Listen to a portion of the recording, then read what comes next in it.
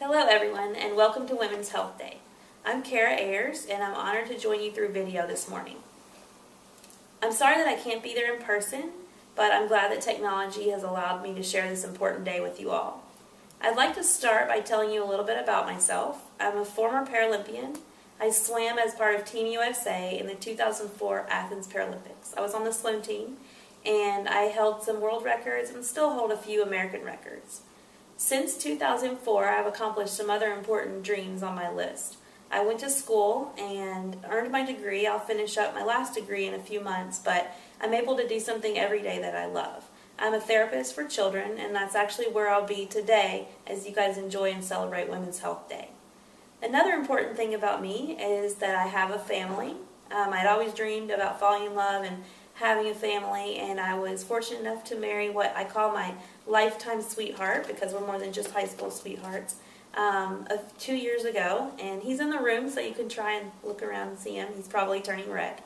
And just last year we welcomed our little girl, Hannah June, and so we're now planning her first birthday party and can hardly believe that. So it's been a busy last few years for us with a lot of dreams that have come true. And I wanted to join you today to talk about some ways that I've stayed healthy and how much I think that that's helped me achieve some of these dreams, and how I think that you too can achieve your dreams by staying healthy. So one of the other very important things about me, and why I'm also honored to join you all today, is that I'm also a proud woman with a disability. My disability is called osteogenesis imperfecta. It means that my bones break easier than most people's, and I'm also fairly short, shorter than most people, and I use a wheelchair for mobility. So that's the details about my disability, but the most important thing to me is that I'm a proud woman with a disability, and it's just part of who I am, which we'll talk a little bit about later. So I'm most excited to talk with you about some strategies to staying and getting healthy.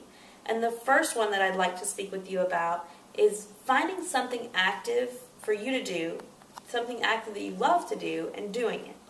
And so that sounds simple, but it's really all about the search. And so you have to think about what kinds of things you like to do. Do you like to be inside? Do you like to be outside?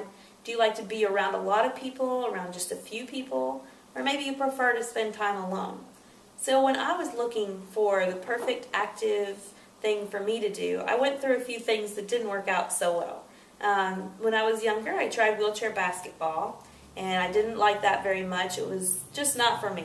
So then I thought I would try wheelchair track, and I didn't really like that either. I found it pretty boring to just go around and around the track. Lots of people love it, but for me, it wasn't as much fun, as I still needed to find something that I was really passionate about. So I had always loved to swim in the summers just for fun, but I'd never thought that that could be a way for me to exercise and just stay active all the time.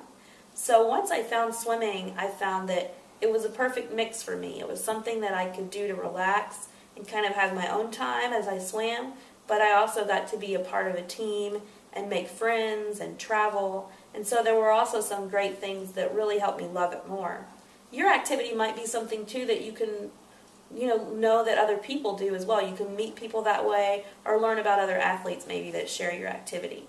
So the most important thing is to find something you love to do and do that thing and get active. The second thing is to build your own team.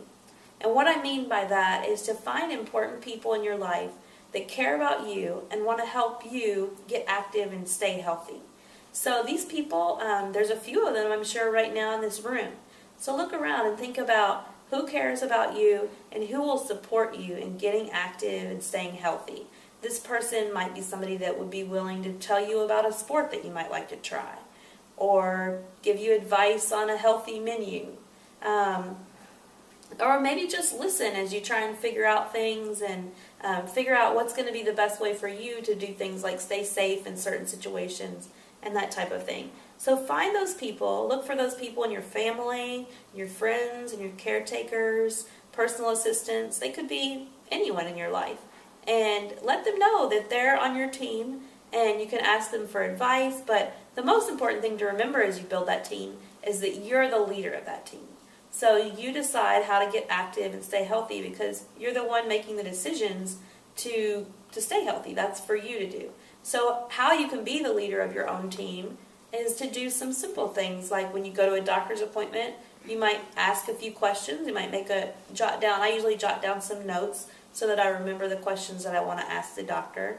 You might also be able to even make your own doctor's appointments when you know you need to get in for a checkup, or if you haven't been in for a while. That's something that most of us don't really love to do, but that we need to do. So those are all important ways to be the leader of your own team. So put that team together and then be the leader of that team. The third strategy I'd like to talk with you about is making good decisions. And you've made a great decision today. Every day we're faced with hundreds of choices and decisions to make. You're already off to a good start today, so keep it up. But there are more choices to make too. Choices like, who do you have around you? What do you do during the day? What kind of foods you choose? Hopefully making choices that don't put you in any danger or expose yourself to things that could poison your mind or body, like drugs or alcohol. So we want to make sure that we make good, strong choices that make it possible for you to stay healthy and stay safe. And I'm really happy that you're going to have the opportunity to learn even more ways today about staying safe. And that's definitely important if you're going to be healthy, because I think that's key to it all. You need to stay safe before you can even do all the other pieces of it. So I wanted to end today by addressing a question that I receive over and over when people speak with me about what it's like to be a woman with a disability. Many people say, how do you deal with your disability? And so one way that I deal with it when things are tough, which we all have those moments when they are, is that I remind myself how much of a strength it has been for me. A lot of these opportunities that I've mentioned to you wouldn't be the same if I weren't my very same person. The Paralympics wouldn't have been possible if I didn't have a disability. So I remind myself about how much of strength it has been in my life. It's allowed me to meet people, get active, learn new ways to stay healthy. And that helps me get through the harder times. So I remember it as a strength, and I remind myself that it's just simply part of who I am. And that is primarily the way that I deal with my disability. So I'm extremely excited that all the opportunities that you all have today, I hope that you take advantage of them, and just enjoy yourself. Enjoy Women's Health Day. Thank you.